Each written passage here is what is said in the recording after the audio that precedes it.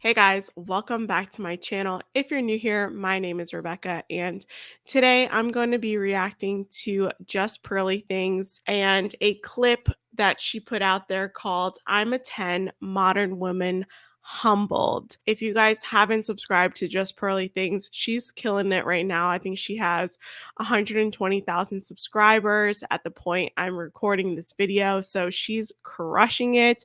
I'm super proud of her. You guys should check it out if you guys haven't checked it out yet. I'm sure most of you who are on my channel already know about Just Pearly Things, but go check it out nonetheless. And before we jump in, guys, please give this video a big thumbs up. Subscribe down below because it really helps me out. Turn on the bell notification so you get notified every time I post a new video because my schedule is all off. And let's get into this. Now, let's hear from the girls. Do you think most girls are objective, or do you think they think they're hotter than they are? Or do they underrate themselves? Go around. Personally, I think it depends on the person because growing up, I'm obviously not skinny. Hi, everyone. I'm not skinny. So growing up, I was never the beauty standard for anyone. So like all my friends were getting chatted up by people, blah, blah, blah, blah, blah. And I was just the other one, you know? So like I never really thought of myself as an attractive person. Like I would never call myself anything more than a 4. But now, like I don't really care about what anyone thinks about me. Like I've grown into myself and I'm comfortable with who I am now, that like even if you guys call me delusional or whatever, I think I'm maybe not a 10, let's not go that far, but like definitely an 8 per. So like whether you guys think I am or not, that's got nothing to do with her. But like, so what is it that took you from a 4 to an 8 if nothing's changed? What is it that takes you loving from a 4 myself and looking in the mirror and not being disgusted at what I see? I understand that, yeah. So all right, guys, so let's break it down really quick. So she says that she went from being a 4 to an 8 with nothing occurring in between, right? No changes, nothing occurring from the time she became a 4 to an 8. Just the fact that she started loving herself more. And here's the thing, I think everyone should have some version of self-love and be working towards becoming a better version of yourself every single day. But it doesn't seem to me that she, is doing anything for her outward appearance, meaning like losing weight or, getting better styling or whatever it is, right? It is just her saying that she loves herself more and that she's not disgusted by the way that she looks. But what happens here is that objectively speaking, the world doesn't care that you love yourself. And that's the reality. The reality is that no one cares what you think about yourself. You can think that you're a 10, a 20, whatever. The consensus, the group consensus is what's going to dictate what rating you are in the marketplace, not how you feel about yourself. You're not the one that's going to date yourself. Other people are going to date you. And if the collective is saying that you're more like a 4, that no one's really looking at you, then you, like, as a woman, you have ways to make yourself look better, whether that's losing weight, plastic surgery, lip filler, Botox. There's so many things that women can do to enhance their features, right? I'm not saying that doing all these cosmetic procedures is necessary or should happen. I'm just saying that they are available to you as a resource. That's why I think that women have a better advantage to looking better in the dating marketplace because they have these things available to them, readily available to them, and marketed to them. Whereas men kind of have to deal with what they have, and a lot of men don't get these procedures done. But as a society, we've just accepted being fat, and there's nothing that we can do about it as a society. Well, of course there is. Like, there are diets out there, there's exercise, there's lifestyle changes, there's things that you can do. I personally fast. That's how I have been able to drop weight after pregnancy. It literally puts your body in a caloric deficit by reducing the amount of eating hours that you have. That's literally how you lose weight. you can walk instead of taking the subway or taking your car, right? You can bike, you can do all of these little things. It's really just society's excuse for being overweight because people have just accepted it. That doesn't, you're not necessarily being objective about how other people view you. Correct. Right? Because isn't that what a rating really is? Like Yeah, what well, you 'cause think the vast to majority me, of like, people. if I rated myself 1 to 10, I give myself a 5. I think I'm normal looking. Mm. And I just think it's based on my results. I think if I was an 8, 9, or 10, I would have had Correct. modeling contracts because people in the top 20% of beauty, they get modeling contracts. What is beauty? So what is beauty? I mean, there's a lot of things. Like if you, I mean, you can go online and have people rate your pictures and they rank you 1 to 10. That's wild. And Yeah. so you can get a lot of data that says how attractive you are in society. And that, Facial symmetry is one of the biggest indicators of beauty. Having a I forgot what size the waist should be. Maybe you guys can comment that down below. But having the optimal size for childbearing is what's beautiful. Having bigger breasts is beautiful because it shows that you are going to be able to breastfeed and that you'll be able to feed your child. These are things that are biological indicators of what beauty is, and this is objective. This is what is innate in us. This is why we find these models more attractive. Maybe not the slim kind, right? Maybe not the slimmer models, but the ones that are on Sports Illustrated swimsuit edition, right? We see those types of models as being the quintessential beauty icon. You can't manipulate men into thinking that fat is beautiful, that being obese is beautiful. This is what society is trying to do, but people will always go back to what our biology tells us. men will rate you, women will rate you like every day. How we look is like how we represent ourselves. It's not fun, but it's just like You're being right. honest. It's not fun. So, and it's also like you can get dating apps to like, you know, everyone's Tinder, Bumble, like they have a ranking for you behind the scenes. Yeah. Damn. Yeah. Well, I trust.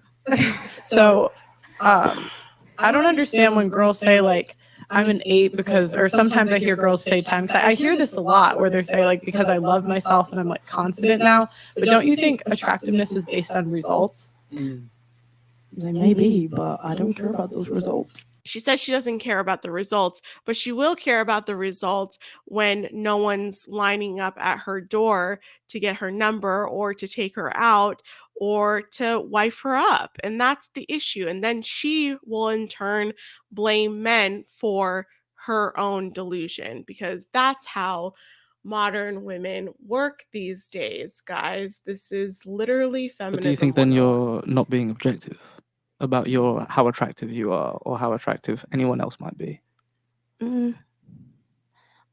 I guess not, but yeah. That stuff's not really important to me. Sure, yeah. Yeah, it's only I not think important. when someone when someone rates somebody, why does that have anything to do with them? Like if you rate me, if someone rated like somebody a 3, and it's just like, oh, okay, that's your opinion. Like it's not like a rating is not a fact; it's an opinion. Well, Do you know what I mean? Well, everyone's opinion.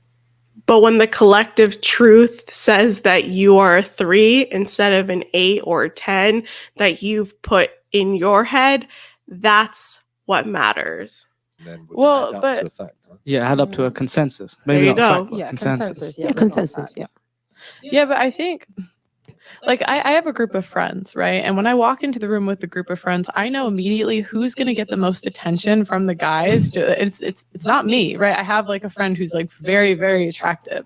And I know when I walk into a room with her, like the guys talk to her first because like girls, you can kind of just feel it. But I almost wonder when I hear like, and I hear this from girls a lot, like I'm a 10, I'm a 10, I'm a 10. If that's not like rooted in reality. The thing I love about Pearl is that she just takes these discussions and she can have these open, honest discussions with people, and it's never going to end up, with her yelling or screaming at other people. But she has a level of empathy that you can see, and it translates through her videos. And she can take you to a place of like, okay, yeah, I've been there. I was that girl, or I know that person in my friend group. I think it makes these women really think hard about their ideas and their perceptions of reality, right? She does a very, very good job at it. And I think that's why she's so successful at this show. And so kudos to Pearl. I really appreciate her for just being real and honest and open about these things. You can tell she's not delusional whatsoever. Because attractiveness, like there's numbers behind it, whether it's just your results in the world or your dating app data or the type of guys you can get. Silence. Feels quite harsh, doesn't it? See, she makes you think about these Fun. things. Like not fun. I don't enjoy like walking into a room and knowing everyone's going to talk to my friend and not me. That's not fun. Yeah. But I think I'd be delusional if I walked into a room and I thought, wow, like they're all going to talk to me first. I think in addition to your point, men understand hierarchy. I was just going to say that. So we understand that I'm a 4 because there are guys that are 5 and get this attention, and guys that are 6, they get that attention, 7, and so on and so forth. Whereas women, I don't want to say they live in a delusion sometimes, but it's a case of, well, because I believe I'm this, I am that. And I was going to speak about gender, but I thought, let me not, because there's a whole separate topic where people will go, oh, what is gender? And then, Yeah, let's not go into that. Yeah, let's not go into that, But- please. You're gonna get me in trouble. But I do think that women also understand hierarchy. It's just like in this day and age, because we've been exposed to what men want, we kind of understand like, oh, okay, that's not what men want, but I don't care because I'm never going to be that, without money and clout, shall I say? What do you guys? Wait. Why can't you get there? Like that bothers me so much, because what she's framing herself as the victim here. She says, well, I'm never going to get to a level of what men want from me, so why would I even try? Right? And then they create their own group of people, the body positivity movement, and then they are trying to level up the obesity in the group. So you can't speak to this because you're not fat enough. So you need to be this intensely fat person in order to have fat discussions.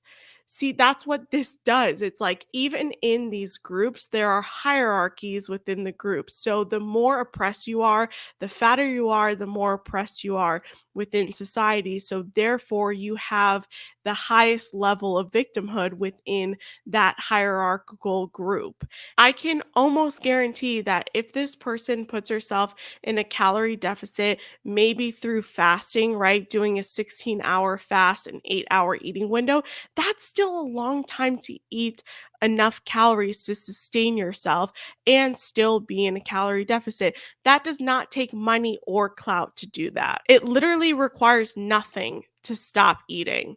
And I'm not saying that in a mean way. I'm saying that in a realistic, logical way. It doesn't take much to say I'm not going to eat for 16 hours, except maybe some hunger pains in the first couple days of you doing it. But we have conditioned ourselves as society to say, well, no, there's nothing I can do about it unless I have thousands of dollars and maybe some internet clout. I don't buy that. And this is the exact problem with this conversation, because at the end of the day, I don't think that this person is going to end up with their ideal candidate or end up with anyone for that matter, because of the ideas and the thoughts that this person has in their head. There's so many stipulations about what women want in men, but then when men say they want someone who brings them peace, they want someone who is athletic, they want someone who is friendly, that's like, well, I'm not that. So, and I'm never going to be that because I don't have money or clout. That's just a cop out. But you guys let me know what you think of this video. I will link it down in the description below. It is a longer clip. I've just taken the first 5 minutes of it, but you guys are more than welcome to watch the entire stream. Pearl is doing an amazing job with her show. And if you guys haven't checked out Pearl, make sure to go to Just Pearly Things. I will also link that down below. I would love to know what you guys think of my reaction and this video. And I will see you guys in my next video. Bye, guys.